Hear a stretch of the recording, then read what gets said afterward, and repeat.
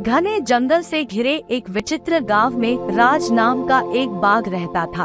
आर्थिक संघर्षों का सामना करने के बावजूद राज अपनी उदारता के लिए जाने जाते थे। एक दिन जब वह जंगल में था, उसे एक जादुई पेड़ का सामना करना पड़ा। पेड़ ने कहा, राजा, आपका हृदय दयालु है, मैं आपकी 3 इच्छाएं पूरी करूंगा। खुश होकर राज ने पर्याप्त लकड़ी बेचने और अपने वित्तीय बोझ को कम करने की अपनी पहली इच्छा व्यक्त की। जादुई पेड़ ने तुरंत उसे प्रचुर मात्रा में उच्च गुणवत्ता वाली लकड़ी प्रदान की। राजा ने अपनी दूसरी इच्छा में पूरे गांव की खुशहाली की कामना की। जादुई पेड़ ने यह इच्छा पूरी कर दी और जल्द ही गांव में नई संपत्ति और खुशियां आ गई।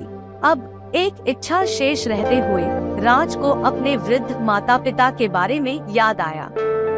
उन्होंने उनके अच्छे स्वास्थ्य और चिंता मुक्त जीवन की कामना की।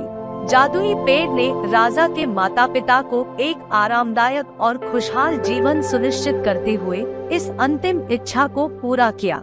राजा की उदारता और निस्वार्थ व्यवहार जादुई पेड़ तक पहुंच गया, जिसने उसे और अधिक इनाम देने का फैसला किया। पेड़ ने कहा, तुम्हारी दया और दूसरों के प्रति चिंता ने मेरे दिल को छू लिया है। अब से आपकी दयालुता के कार्य आपके आसपास के लोगों के लिए समृद्धि ला सकते हैं।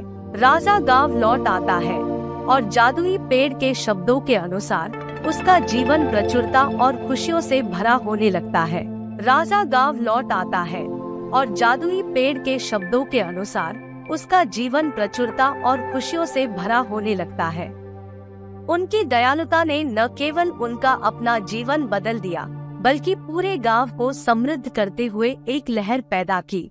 कहानी का उपदेश यह है कि दयालुता और उदारता न केवल प्राप्तकर्ता को लाभ पहुंचाती है, बल्कि देने वाले के लिए भी समृद्धि और खुशी लाती है।